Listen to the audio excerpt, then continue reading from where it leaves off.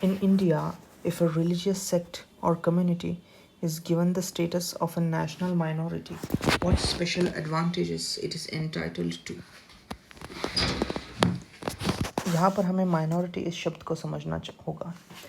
तो भारत में जैसे हिंदू लोग होते हैं, हिंदू लोगों की संख्या भारत में बहुत ज़्यादा है।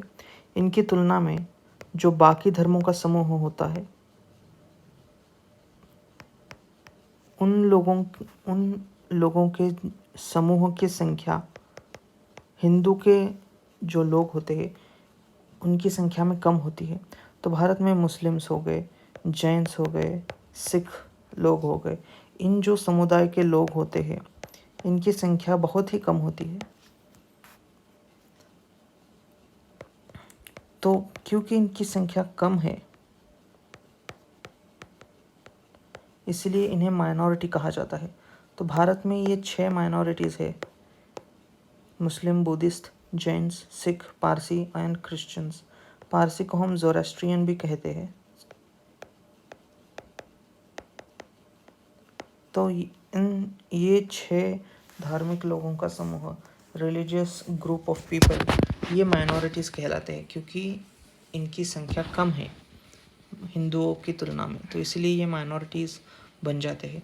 तो माइनॉरिटीज़ क्योंकि इनकी संख्या कम है इसलिए गवर्नमेंट इन्हें कुछ स्पेशल एडवांटेजेस, ख़ास फ़ायदे देती है, प्रोवाइड करती है। तो कौन कौन से फ़ायदे प्रोवाइड करती है, यही इस सवाल में पूछा गया है। तो ये सवाल 2011 में 2011 में सिविल सर्विसेज में पूछा गया था। तो first statement, it can establish and administer exclusive educational institutions. Educational institutions मतलब शिक्षा के संस्थान, यानी स्कूल्स एंड कॉलेजेस।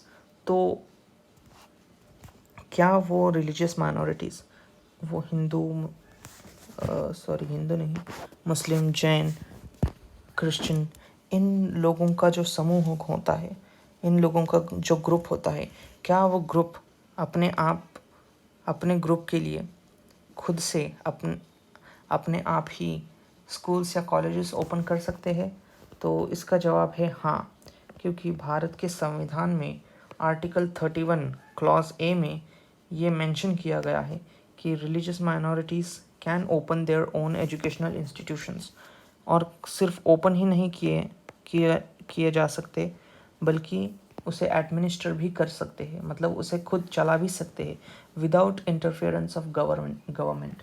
मतलब गवर्नमेंट के इंटरफेरेंस के बगैर, गवर्नमेंट के हस्तक्षेप के बिना ये माइनॉरिटीज़, ये क्रिश्चियन, मुस्लिम, जैन, पारसीज़, ये अल्पसंख्यक लोगों का समूह, ये खुद से एजुकेशनल मतलब स्कूल्स और कॉलेजेस बना सकता है गवर्नमेंट के हस्तक्षेप के बिना।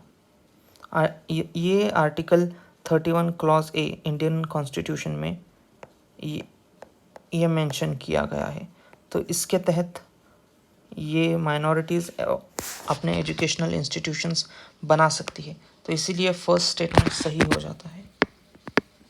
Now we'll take a look at the second statement.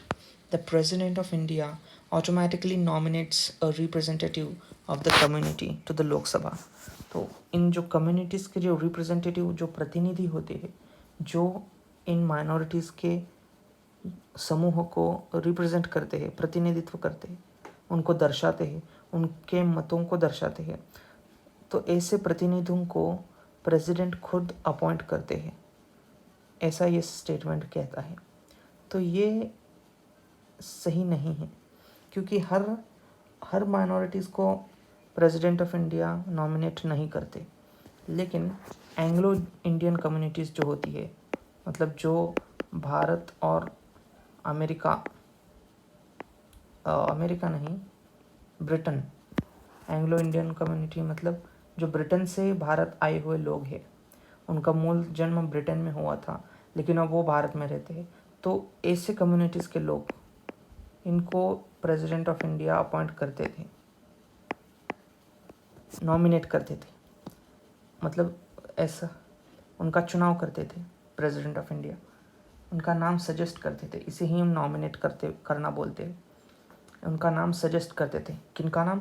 जो ब्रिटेन में जन्म लिए थे लेकिन अब भारत में रहते हैं, ऐसे कम्युनिटीज़ के 2 लोग उनको भारत के प्रेसिडेंट नॉमिनेट करते थे। लेकिन 2019 में 2019 में एक कॉन्स्टिट्यूशनल अमेंडमेंट किया गया था, 104th कॉन्स्टिट्यूशनल अमेंडमेंट एक्ट। तो 104 कॉन्स्टिट्यूशनल अमेंडमेंट में संविधान में बदलाव किया गया था 2019 में। इसके तहत ये जो रूल था, दो एंग्लो इंडियन कम्युनिटी के प्रतिनिधियों को प्रेसिडेंट नॉमिनेट करते थे, इसको हटाया गया था, रिपील किया गया था। तो इसलिए ये स्टेटमेंट गलत हो जाता है, क्योंकि अब आज के समय में इस 2019 के अमेंडमेंट के बाद प्रेसिडेंट किसी भी माइनॉरिटी कम्युनिटी को नॉमिनेट नहीं करता। माइनॉरिटी कम्युनिटी के रिप्रेजेंटेटिव को, मतलब अल्पसंख्यक के समूहों के प्रतिनिधियों को भारत के प्रेसिडेंट नॉमिनेट नहीं करते लोकसभा में, इसलिए सेकंड स्टेटमेंट गलत हो जाता है। Now third statement, it can derive benefits from the prime ministers 15 point program. तो 1985 में प्राइम मिनिस्टर ने 15 पॉइंट प्रोग्राम निकाला था। इसके तहत जो ऐसे ग्रुप्स होते हैं उनके लिए 15 पॉइंट्स दिए गए थे ताकि उनको भी फ़ायदा हो, इन माइनॉरिटीज़ को भी फ़ायदा हो। जैसे कि उनके लिए अगर वो बिज़नेस करना चाहते हैं तो बिज़नेस में उन्हें खुली छूट मतलब उनको कम दामों पर लोन उपलब्ध करा कर देना बिज़नेस में।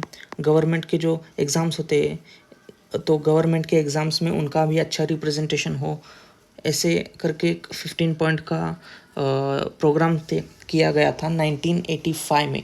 लेकिन 2006 में उसमें थोड़ा रिवाइज़ कर उसे और अच्छे तरीके से प्रेजेंट किया गया था। तो ये भी बिल्कुल सही हो जाता है, ये सही हो जाता है क्योंकि ऐसा 15 पॉइंट प्रोग्राम किया गया था प्राइम मिनिस्टर के द्वारा, जो कि 2006 में रिवाइज़ किया गया था। तो first and third statement are correct. So option C 1 and 3 are correct, is the correct option to this question.